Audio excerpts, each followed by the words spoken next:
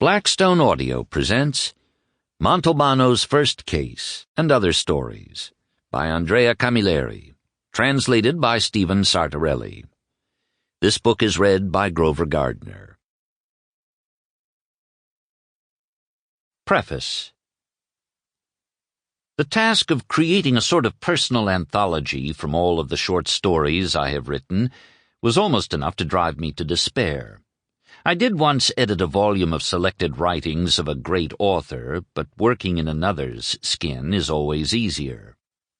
The problem that immediately arose was that my first book of short stories, Un mese con Montalbano, A Month with Montalbano, was published by Mondadori in May 1998, when 4 novels with Montalbano as their protagonist had already come out, and the character had therefore already had the time and opportunity to attain a certain completeness.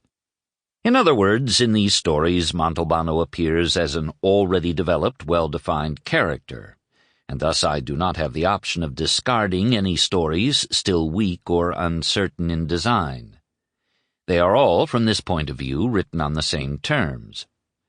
I should also add that 27 of the 39 stories that appeared in that first volume had been written for the occasion, and that there was a precise but unstated intention guiding their creation.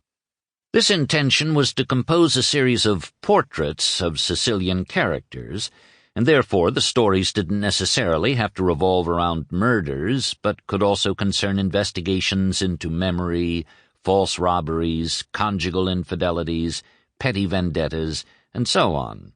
I used the police procedural, in short, only as a pretext.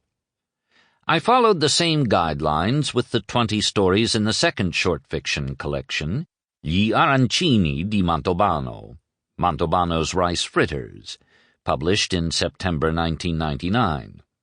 Here, too, the more or less procedural circumstances served as a springboard to explore characters, settings, and situations.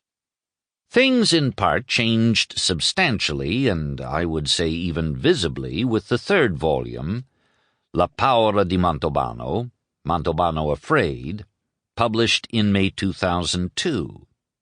Here, while the 3 shorter stories followed the guidelines of the first 2 collections, the 3 longer stories were no longer a pretext, but revolved around bona fide police investigations, however sui generis at times.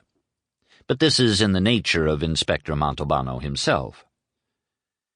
The 4th and final volume, La Prima Indagine di Montalbano. Sample complete. Ready to continue?